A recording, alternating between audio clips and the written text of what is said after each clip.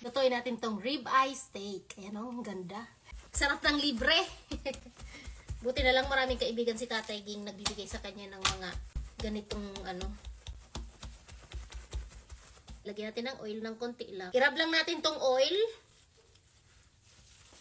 Magkabilaan. Ito yung magiging itsura niya. Makintab, oh. Ayan. Ang ganda ng steak na to. Ayan, oh. Ang ganda, no? Lutuin na natin. Kasing ganda ko tong steak na to. And mainit na yung cast iron pan. Ilagay na natin to.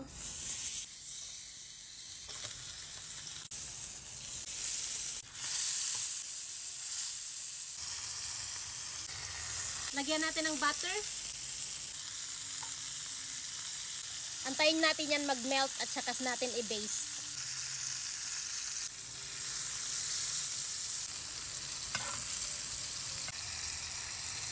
Luto na. Luto na ang ating steak. Tingnan natin kung naluto natin ng perfect medium. Moment of truth. Nanyo, perfect. Isus, ang sarap. Lagyan natin ng asin. Tikman natin.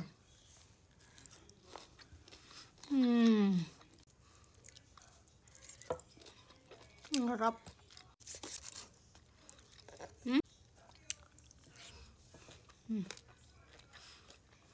Sarap.